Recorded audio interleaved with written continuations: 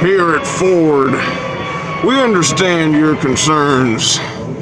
If you're a man and you have a small car, but you want to feel like you're a man who has a big car, then get yourself a big car.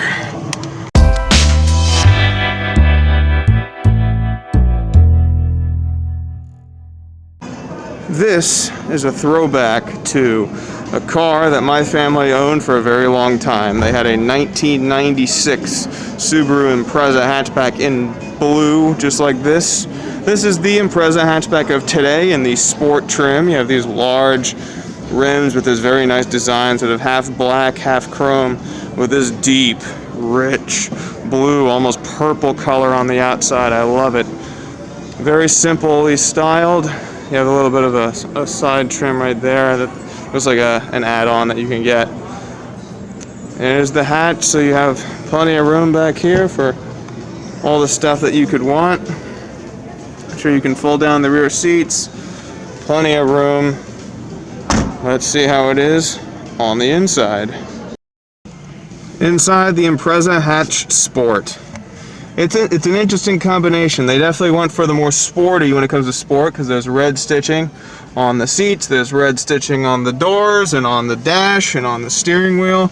You even have a little bit of fake carbon fiber trim in here, which is kind of, I could go either way.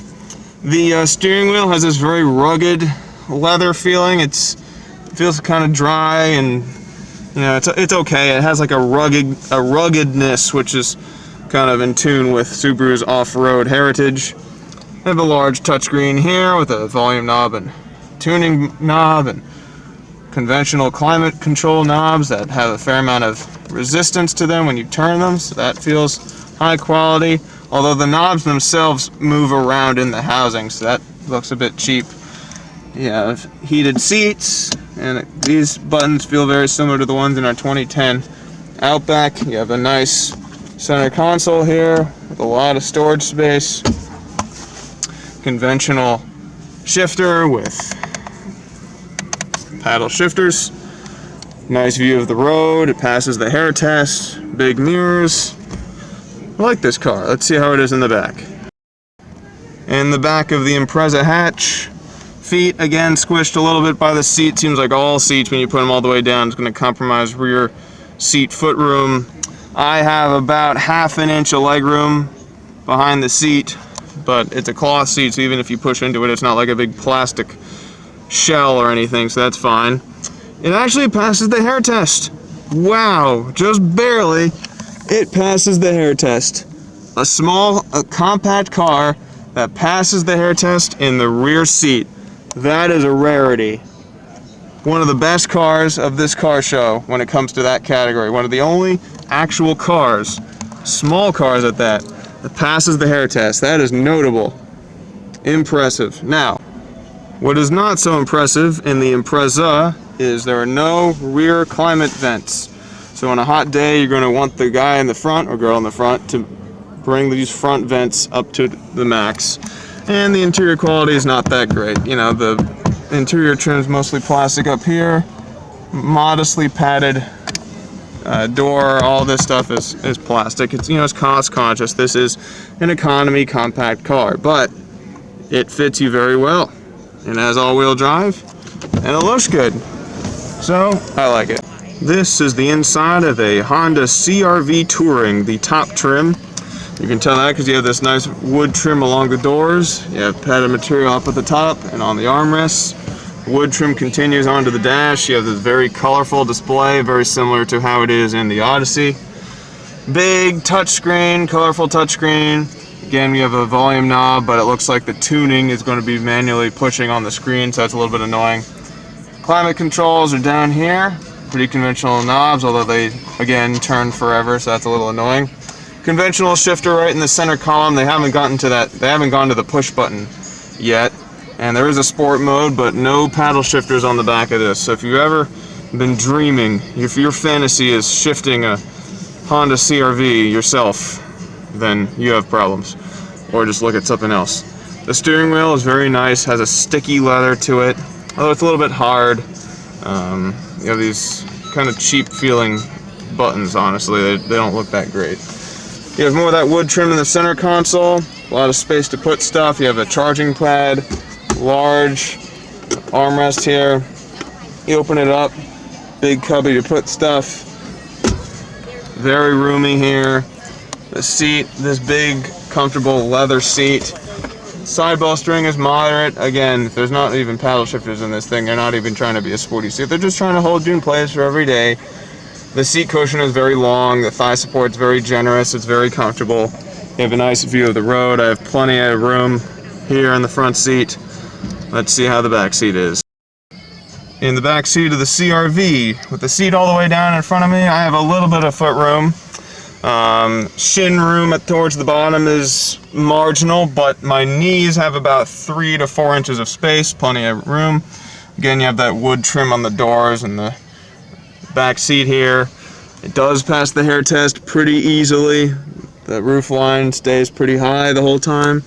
Blind spot is okay. You have a relatively large blind spot window there, but then the seat pillars is rather large for where the taillights are. The seat itself, seat back is pretty cushy. The seat bottom is pretty flat, so your knees are up in the air, unfortunately. You do have rear climate vents and some USB ports. It's a nice place to be, but maybe not for a super long trip because your legs just don't get the support that they want. Let's take a look at the styling on the outside. It looks like every other CR-V basically. You have chrome outline around the windows, pretty nice wheels, nice character line going down the doors. I think the best looking part of the CR-V is the front end with this black trim on the grille and these LED headlights. It looks very aggressive. You know, you do see these everywhere, so the effect is kind of minimized when it's so commonplace. But I do think that they styled the front of it rather well. The back of the car is also very stylish.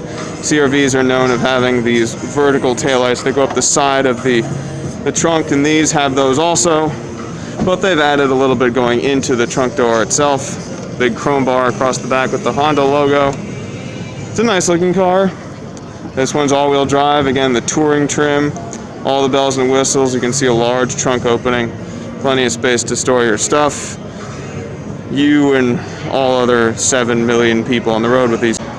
This is the Kia Carnival. And sorry, Doug DeMuro, I didn't mean to copy you there.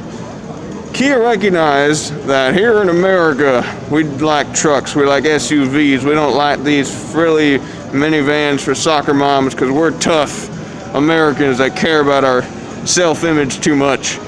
And so what they did is they took a minivan and they did everything they possibly could to fool you that you're driving an SUV.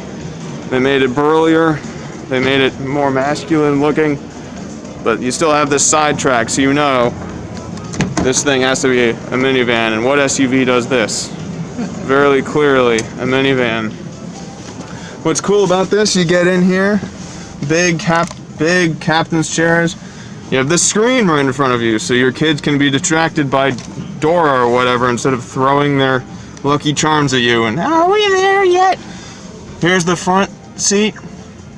Unlike a lot of conventional minivans where there's a center console and then an open space, the gear shifter is in the middle. So the interior design is very much like an SUV or a car as well. Lots of piano black finish, so you're going to get a lot of fingerprints on that, and given that this is a minivan, a lot of dirty fingerprints at that. You sort of have these integrated analog gauges inside of this one big screen, so that's pretty interesting design. It looks nicely trimmed. The third row seats look pretty tiny and they look low to the ground, so I can just tell by looking they're not going to feel comfortable for adults for long trips. Now the B-pillar, the second B-pillar here is rather thick, so you'd have to watch out for your rear visibility there, but in the second row, foot room is a little compromised behind this front seat here. You have your rear climate vents, you have a camera, because Big Brother is always watching you, or maybe that's just Dad, and grab handles. So it's a pretty nice place to be. Close this, come into the back. Any minivan is known for its utility. It looks like the third row seats can fold into the floor. You have a large space behind there. Just as utilitarian as an SUV, just without the all-wheel drive and without that American image. This is the Subaru Solterra. It's an all-electric crossover-ish looking vehicle. It's a joint vehicle with Toyota, and Toyota's coming out with their own version. It's going to be practically identical inside and out, called the BZ4X, but this is the Solterra. It looks like Toyota did the majority of the exterior styling, but I've been told the all-wheel drive system is Subaru's. Let's see how the comfort is in the front seat. Inside the Subaru Solterra, you have sort of rugged textured material on the top of the door, nice plush armrest there. Very interesting styling. You have this sort of fabric material. This might be a speaker by the cabin vent. You have a sort of a heads-up display front screen, most likely where your speedometer is going to be. You have a nice steering wheel with paddle shifters. So I don't know what kind of transmission this is going to have. Well, it's all electric, so they might have simulated shifts. I'm not sure how that's going to work with an electric car. You have a dial drive selector, push button start. Unfortunately, a lot of piano black material, which is already a bit scratched, and a large touchscreen. This looks a bit Toyota. It looks like they were the ones that did this. Hard to tell. Although, it is very clear in here, prototype vehicle, so take whatever you see with a grain of salt, but it looks pretty much complete in my opinion. The seat has a lot of adjustability, good thigh support, comes up a little bit short on the legs though. Moderate side bolstering on the seat back, it doesn't feel anything sporty. I do have plenty of room. You have relatively thin A-pillars due to this little corner cutout window here, so that's nice.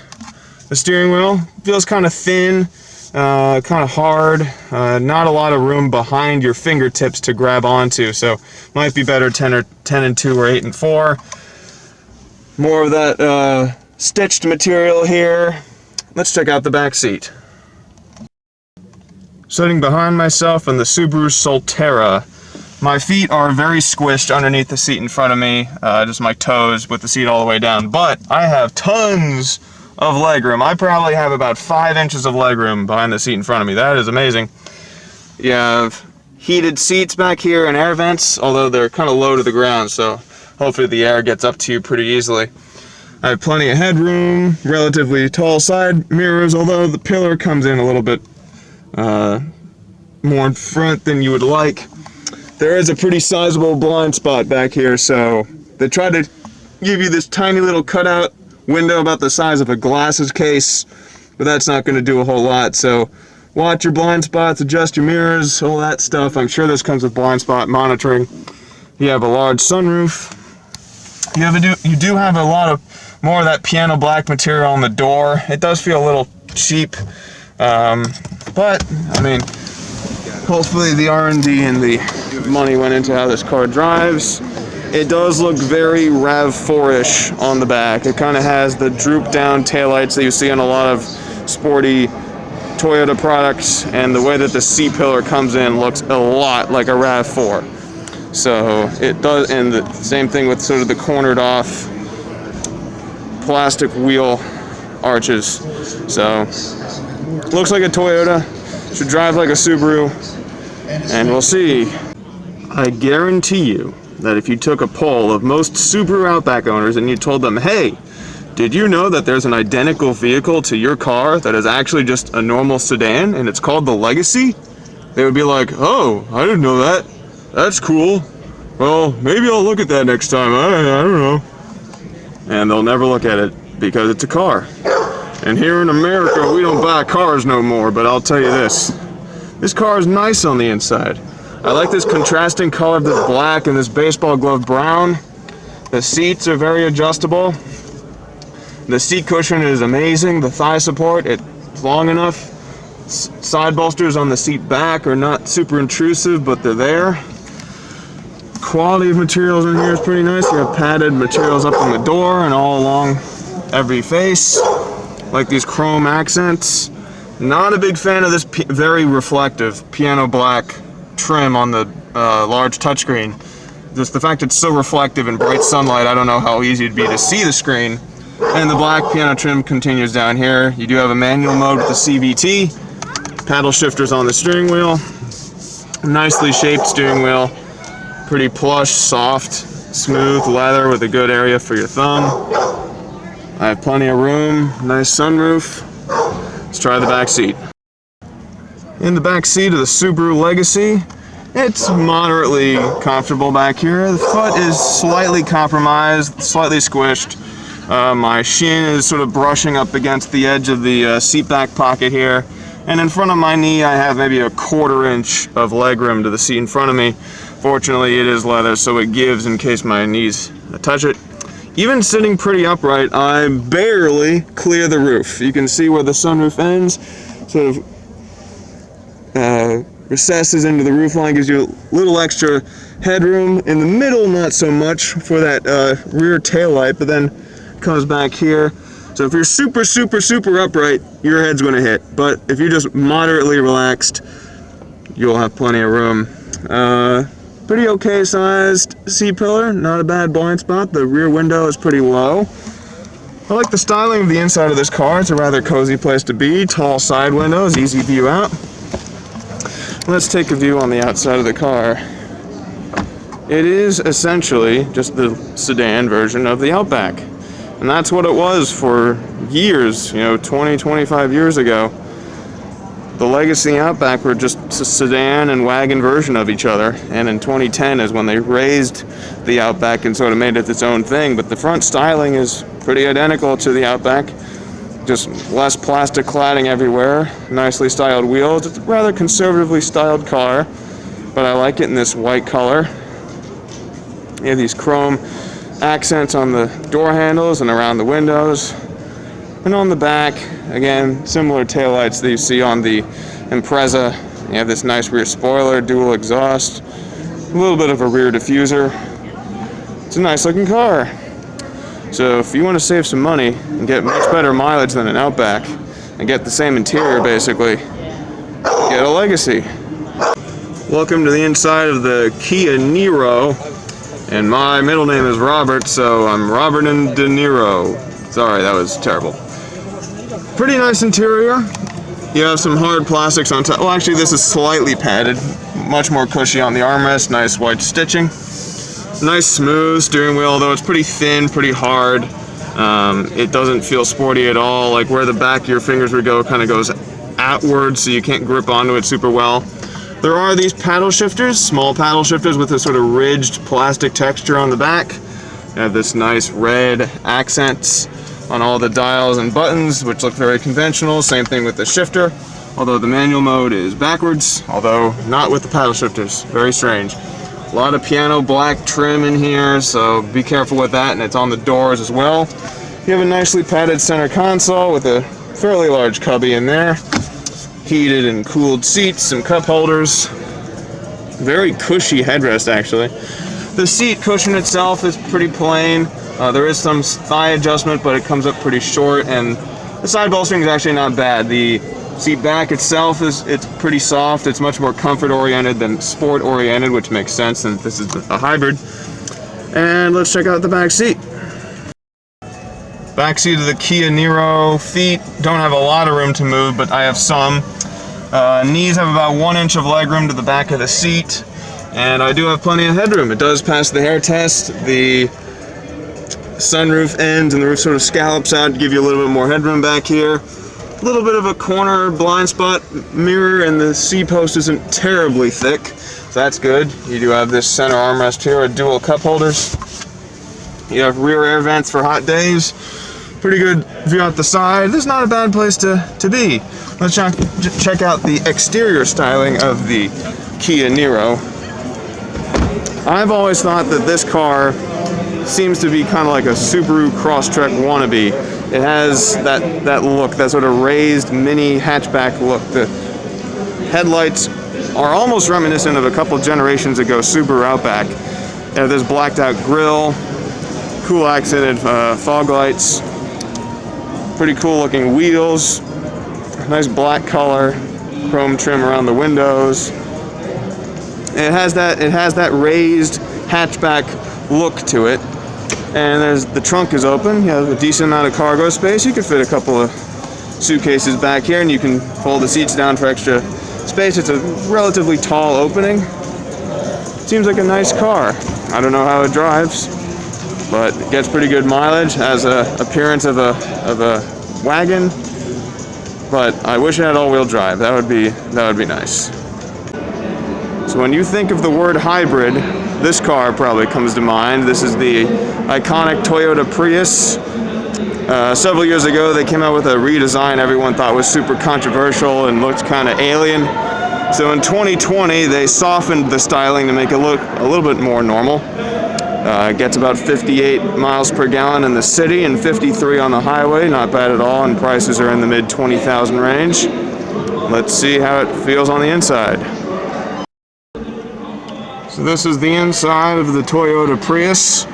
As many people know, unlike usual cars, when you look up, there is no speedometer. The speedometer is in this center display over here. You have a classic Toyota infotainment system. You know, lots of hard buttons and knobs, which is good. Push button start. A lot of piano black finish, so that's probably going to get scratched over time. You have this interesting shifter that they've taken the knob off, but it's like a monostable thing. Probably will take some time to get used to, and your park button is a separate mode. Steering wheel is very thin. You know, does not feel like a steering wheel of a sporty car at all, and why would you even think that? This is a Toyota Prius, the complete antithesis to sportiness. Interior trim's nice. Everything is plush materials, especially this armrest, but it's not thickly padded. I like the beige contrast trim here. And yeah, it's pretty nice. Seats are modestly bolstered. The thigh support is a little bit short, but the lumbar support is nice. I fit properly. Let's see how it is in the back. So here we are in the back seat of a Toyota Prius. Foot room is okay. I put the front seat all the way down because I'm me. Leg room is more than acceptable. I have about maybe 2.5 inches of leg room here. Head hitting the back. But unfortunately, it does not pass the hair test. My head is not touching, but the hair is abrasing the surface here. They did do a good job of sculpting out this little canopy. You know, there's this little area where they meant to give you extra headroom, but unfortunately, this area in the back cuts into that, and that's exactly where my head is hitting.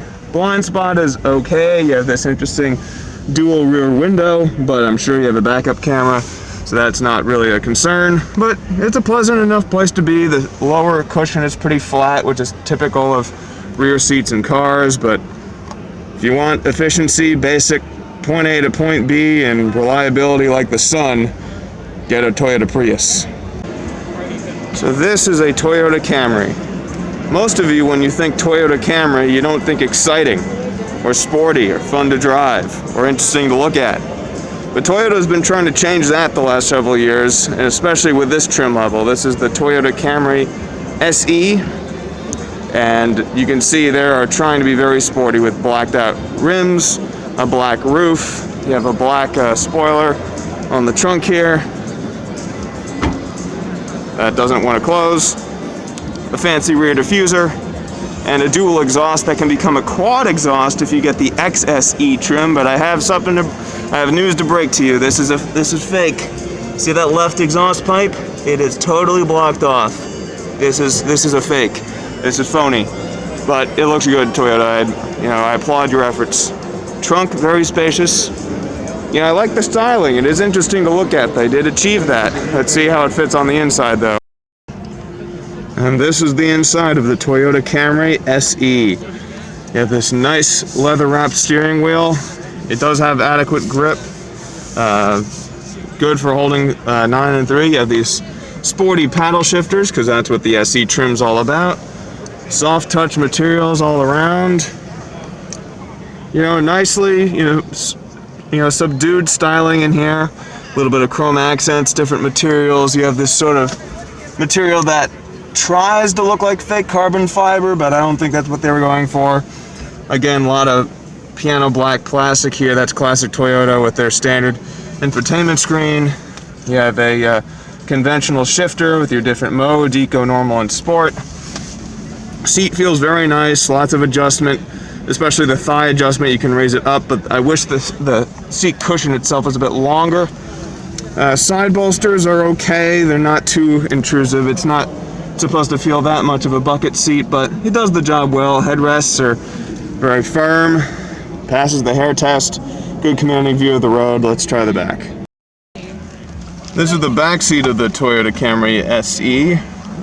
Decent footroom, again a little crushed if you put the seat all the way down like I do. About 2 inches of legroom behind the seat, not bad. If you sort of slouch down, you still have about 1 inch of legroom and it clears the hair test, but if you sit upright, my hair is just brushing the roof up here, unfortunately. Nice view out. The seat itself is rather comfortable. The seat back is a little bit firm. Seat cushion is adequately angled up. You do have rear air vents for your comfort. That's nice. Blind spot behind you is pretty good for a modern car. And again, nice place to be and a little bit interesting, especially for a Camry. So everyone knows that Chevrolet and Ford are always at each other's throats. And when Chevy saw that Ford was taking a Mustang and turning it into an SUV, they were like, oh no, we gotta do that too. Let's take our Camaro and turn it into a Camaro SUV. And so that's what this is, a Chevrolet Blazer. It has a lot of the same interior styling cues as the Camaro, those round climate vents and this RS trim. They have the body color outlined on the leading edge of the vents. It's very sporty looking. You have red trim going along the dash. You have red trim on the shifter. Although the shifter labeling looks a bit cheap. Not a lot of piano black finish here. Conventional climate buttons and knobs, a nice touchscreen, push button start. Steering wheel, it's interesting. There's like these paddle buttons on the back that I believe are for your volume adjustment possibly. And so what happens is the buttons are back here but they extend beyond the back of the steering wheel. And so your fingers don't have a lot of space back here to actually like grip around the wheel. So it really encourages 10 and 2 or 8 and 4. It's a much more of an SUV kind of a steering wheel. It's kind of hard, not very sporty feeling at all. Big center console here, lots of space for your stuff. The seats in this car, they don't feel like Camaro seats whatsoever. You know, they're kind of plain, not very aggressively bolstered. There is thigh support, and the seat is pretty long, so that's good. Let's see how I fit behind myself. Sitting behind myself in the Chevy Camaro Blazer, just Chevy Blazer. Feet are pretty squished underneath the seat. I have about 2 inches of legroom, and at 6'1", my hair is definitely brushing the roof. This long sunroof here does not recede into the roof line, and this extra piece jutting out, my hair is brushing against this. Pretty large blind spot, and that's because of those Camaro styling cues. Seat back here is pretty flat. Seat cushion is very low. My knees are up in the air. At least you have some climate vents. And although the door trim, this is all hard plastic. It's cushioned down here. It's okay, you know. So here's the big rub. So Chevrolet is like, oh, we can't let Ford beat us. They're making a Mustang SUV. We need to make a Camaro SUV, and you can clearly see the styling cues along the window line, and the front grille design is straight out of the Camaro. What they did not get the memo was that Ford was making an electric Mustang SUV, and they didn't realize that until too late. They come out with this all-gas SUV that doesn't really get any better mileage than a lot of others. Interesting wheel design though. I like the wheels. I like the black trim and this red color on this RS trim. But compared to the Mustang Mach-E, I'll just tell you, there is a large crowd around the Mustang Mach-E. And as you can see, not a very large crowd around this. Welcome to the Honda booth. This is the all-new 2021, or I guess now 2022, Honda Civic. In this lovely blue color. I absolutely adore this. All black wheels. This is the sport trim. And man, it looks very nice. This is a sedan. Gets 30 city, 37 highway. Very respectable out of a 2-liter engine. Sit in the front here. The inside of the all-new Honda Civic. Very minimalist design, but very elegant. You have this honeycomb vent that goes all the way across the dash with these little circular adjustments. Big colorful screen with a volume and tuning knob. Conventional shifter down here with this kind of cheap looking black plastic. You can see it's already gotten smudged and scratched, so that's not gonna end well. You have this little textured plastic next to the cup holders. Cloth padded center console that has lots of space inside of it. You know, these cloth seats, they don't have a ton of adjustment. They're kind of plain. They just kind of flat slabs of foam, especially on the lower part, but the upper part has pretty good bolstering. It feels comfortable. I love this colorful dash. Very eye-catching. Very simple wheel. It's pretty thin. The leather feels good quality. It's soft.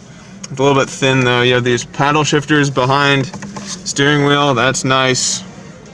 All of your active cruise control. You have a cloth padded armrest, although hard plastic up here. Let's see how it feels in the back. Sitting behind myself in the Honda Civic. Very spacious, given that this is technically a compact car. Feet are a little bit squished, but not that much. I have about 2 inches of legroom behind me, and the back of the seat compresses if you push on it a little, so that's pretty good. Seat bolstering. You know, the seat is pretty flat, it's pretty plain, but you know, that's normal across the class. Seat back is cushy and comfortable. Visibility, rear visibility is amazing. Look how thin that C-pillar is. That's an achievement. Way to go, Honda. What is also an achievement is the fact that my hair, unless I'm sitting straight up, my hair actually passes the hair test. I love the way this car feels. Wow. You know, for a compact car, this has blown my socks off. Quality is, you know, pretty basic. You still have your plastic trim, but in terms of what really matters, in terms of feeling comfortable, a car that's going to drive pretty well and be efficient and fit what you want to fit and be reliable, man, and look cool also. Love this blue color. This might be your car.